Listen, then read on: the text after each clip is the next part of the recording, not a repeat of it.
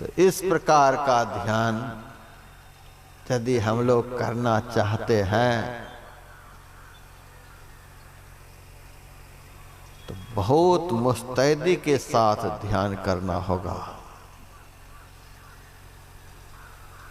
लेकिन आरंभ में ही आप चाहेंगे ध्यान का फल मिल जाए, सो नहीं।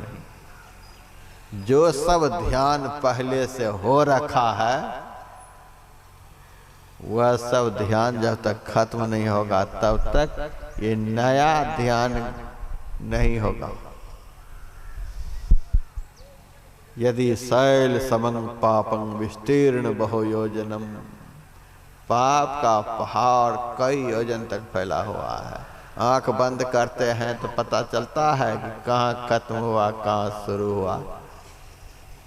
आंख बंद करने पर सबको सबसे पहले अंधकार दिखलाई देता है और उस अंधकार का आदि अंत दिखता है, वही पाप का पहाड़ है।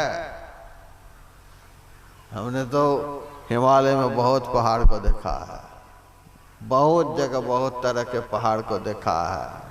कोयला का भी पहाड़ देखा, चूना का पहाड़ देखा, अबरक का पहाड़ देखा, पत्थर का पहाड़ देखा, बहुत पहाड़ देखा। लेकिन बाहर में कहीं भी पाप का पहाड़ नहीं देखा।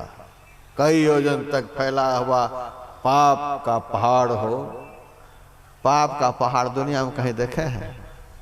कहीं भी नहीं। वह पाप का पहाड़ बाहर में नहीं दिखलाई देता है, जहां से वह बना है वहीं पर दिखलाई देता है।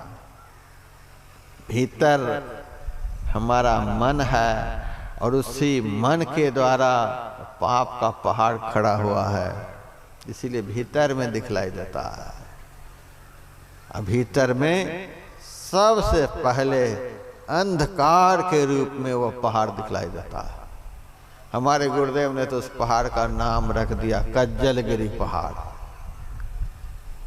अधर डगर को सतगुरु भेद बतावे, कज्जल केंद्र सोई अग्रदर होवे, होई दृष्टिरत चढ़ी श्रुति धावे। कज्जल यानी काला पहाड़, आंख बंद करते हैं और काला पहाड़ सबके सामने नजर आता है।